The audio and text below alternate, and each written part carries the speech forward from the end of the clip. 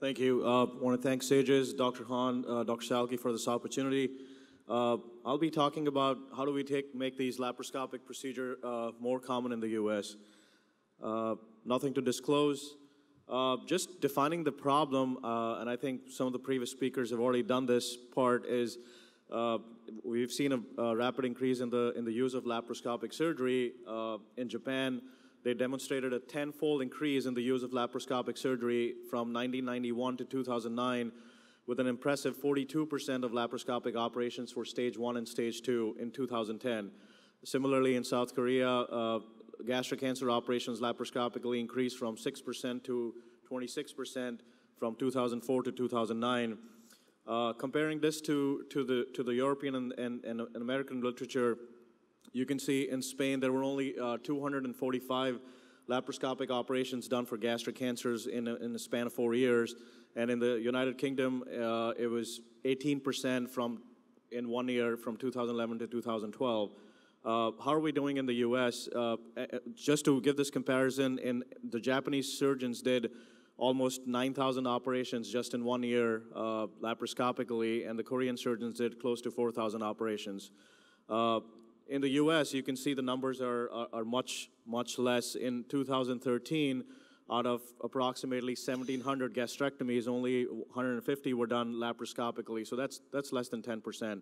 So clearly there's a problem, and how do we make this more common, or any minimally invasive procedure more common? And I think the way I broke it down is, first thing we need to prove is it equivalent to the open procedure? And I think there's still a perception out there that, at least for the advanced gastric cancer, that the laparoscopic procedure may be more inferior. So we need to establish that first, have good quality data.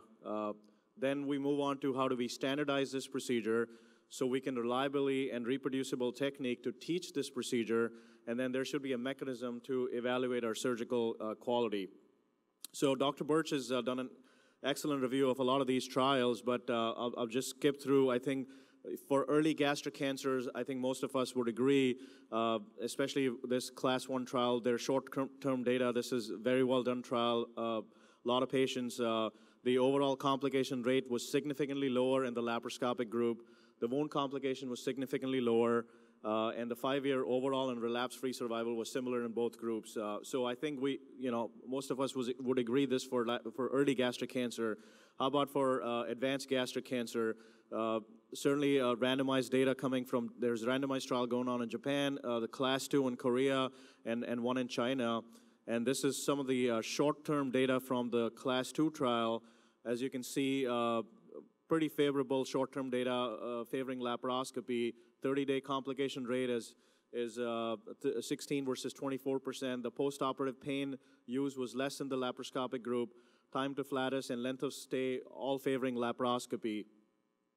Similarly, this is the Chinese data, the short-term data. As you can see, no difference in the postoperative complication rate. And if you look at all these variables, blood loss, time to ambulation, time to first flatus, time to first liquid, postoperative stay, everything favoring the laparoscopic group in the Chinese randomized trial as well. How are we doing in the U.S.? There's not a lot of good quality randomized data. This is some of our data that we've done. This is around 35 patients for advanced gastric cancer. You can see D2 lymphadenectomy was done in 93% of these patients. The conversion rate was 14%. Blood loss was pretty comparable, or maybe even lower than the open group.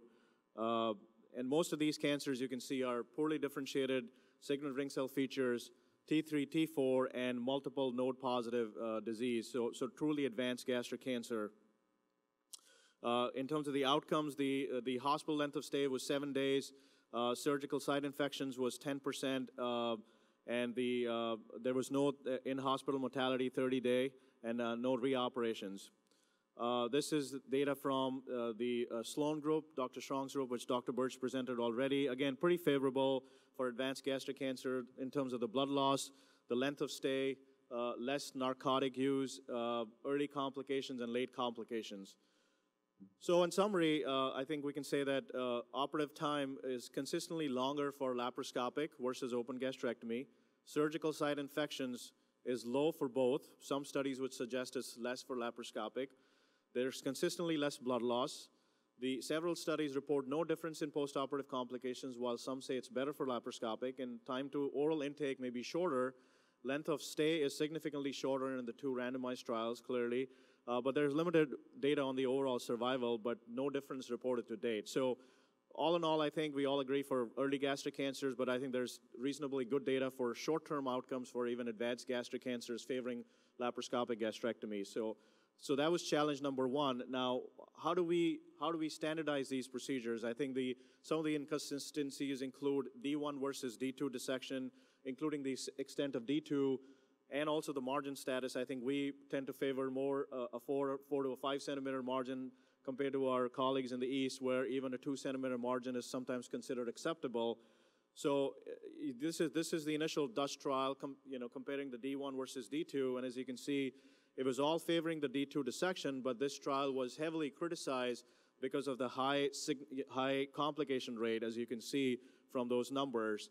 And so subsequently, this was an Italian trial where colleagues from the East actually went to these centers, trained these surgeons, and then they were able to do these D1, and they compared the D1 versus D2, and as you can see, the overall morbidity and the mortality rate was significantly better in this group, and there was no comparison, and there was no difference between the D1 and D2.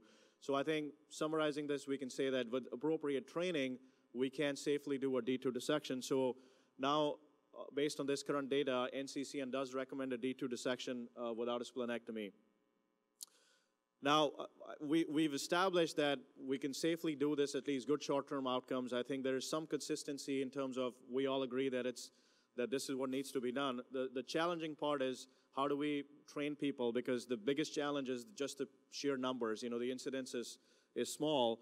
So this is a pretty alarming statistics from the GME program here in the US, which says that the general surgery graduates on an average performed fewer than 5 gastrectomy procedures during their 5 years of training. Now, if that's the number, how do we make this better?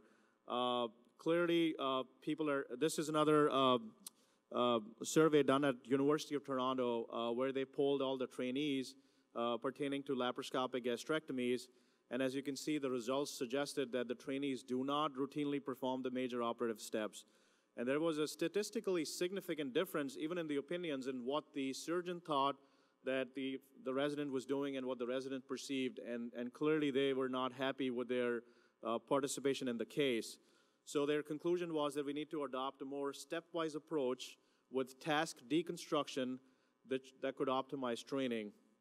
So obviously people are seeking, surgery graduates are seeking advanced training in foregut surgery, more of these MIS oncology fellowships, and I'm at a fellowship institute. We train 4 fellows, surgical oncology fellows a year, and the way we do it is, we have, me and my partner, we've published several technique papers and videos where these procedures are broken down in steps.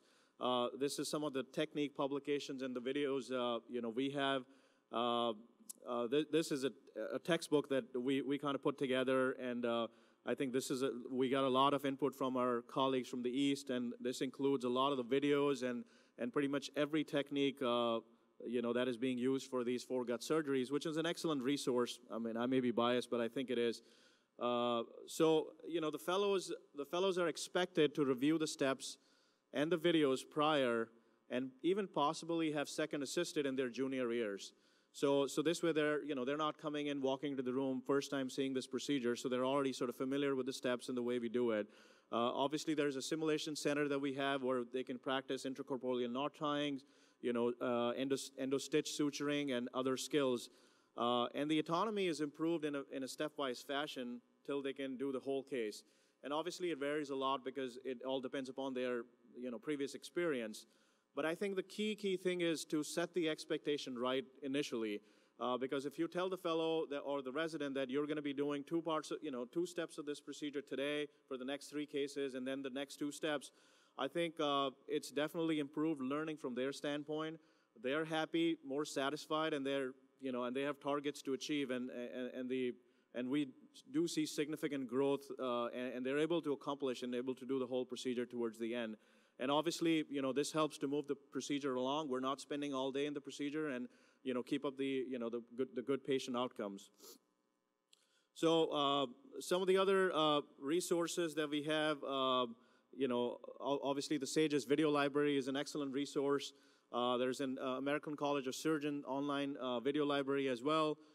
Several textbooks, and there's some hands-on courses conducted by several national societies and even companies like Ethicon and Covidian. This is just one example of a course that happens annually, very well attending. I happened to be a part of this course a couple of years ago. Highly recommend this at European Society of Surgical Oncology, teaching minimally invasive gastrectomies. And then I've had the opportunity to even go to Japan as a fellow to attend some of the courses there, and even in Korea. So these are some of the excellent resources available. So in conclusion, laparoscopic gastrectomy, we think, has equivalent outcomes compared to open, at least short term, even for advanced gastric cancer. I think the procedure is fairly standardized at this point. We do have multiple sources available to learn, and I think the teaching institutions have the responsibility to train residents and fellows in a more effective manner in some of the steps we outlined before. And this is just sort of food for thought. I think given the incidence, the low incidence of this disease and the complexity of this procedure, I think regionalization of care can help solve some of these issues, but I think that's a topic, for debate, I think, with pros and cons, and we can probably save it for some other time. So thank you for your time, and, I guess we'll take questions at the end.